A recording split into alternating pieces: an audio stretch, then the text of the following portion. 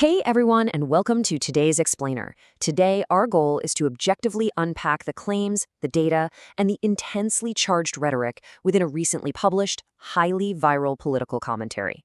We're going to look strictly at the mechanics of the speaker's argument. Basically, we're separating the concrete numbers from the emotional framing so we can see exactly how this kind of narrative is built. To understand this complex topic neutrally, we're using a strict claim-by-claim decoder approach. We'll be looking at the core statistical claims, systemic vulnerabilities, the emotional core, and finally, the partisan narrative.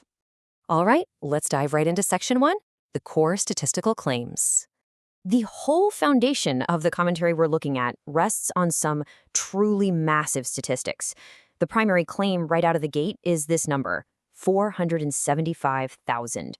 According to the speaker, more than 475,000 unaccompanied children entered the United States during the previous administration.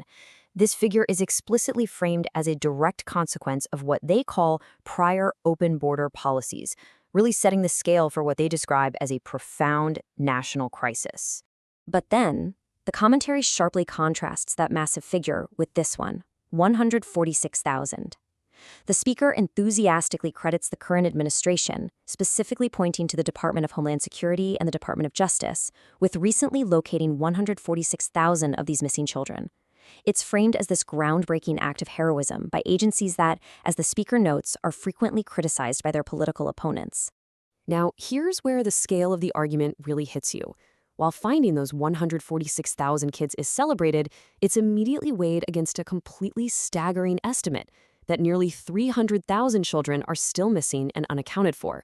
Noting reports of some children being claimed hundreds of times in the system, the speaker uses this massive, unresolved number to demand bipartisan support, arguing that finding these remaining kids is an issue that should absolutely transcend politics.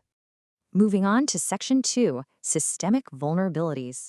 So the commentary doesn't just throw out large numbers, it attempts to explain the actual mechanics behind them by introducing operational terminology, like the super sponsor. The source defines a super sponsor as somebody who sponsors more than 3 unrelated, unaccompanied minors. The claim here is that criminals are using fake identities and lying on government forms to pose as close relatives, fraudulently getting custody of these children.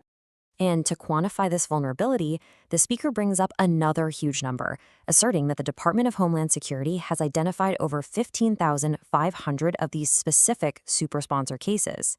By providing this exact figure, the speaker grounds their broader political argument in a very specific systemic mechanism.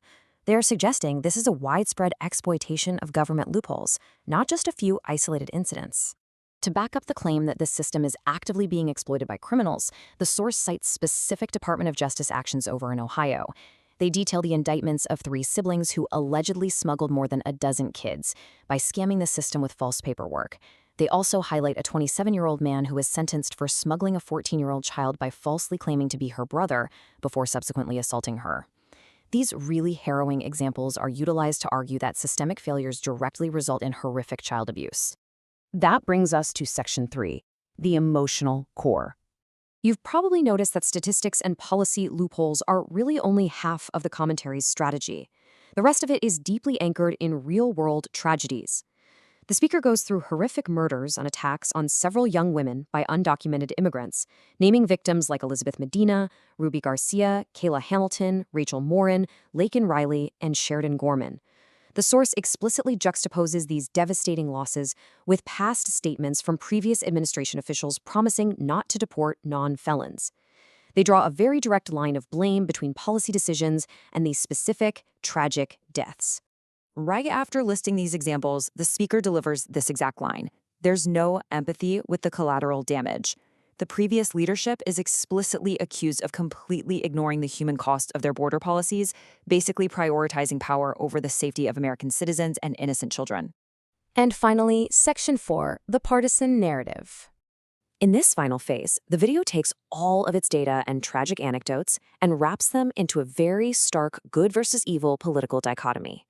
On one side, the previous administration is accused of dereliction of duty, a straight-up act of sedition, and pure treason. On the flip side, the current administration and law enforcement agencies are praised for executing the most groundbreaking, revolutionary act of heroism, as the speaker appeals directly to hardworking Americans to support these efforts. And to completely solidify this partisan narrative, the rhetoric has escalated to the absolute extreme. The speaker actually states, quote, "I put this right up there with the Holocaust. Look what they've done to children." Now, while acknowledging this is a bold statement, the speaker uses this extreme historical comparison to emphasize what they view as the ultimate betrayal and highest crime committed by the previous administration.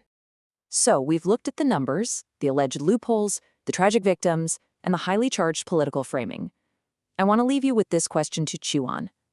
How does combining staggering data claims, like 300,000 missing children, with intense emotional rhetoric and extreme historical comparisons, shape our understanding of complex border policies? Does it clarify the issue for us, or does it make objective analysis that much harder? Keep that in mind the next time you encounter viral political commentary. Thanks for joining me on this explainer, and keep learning.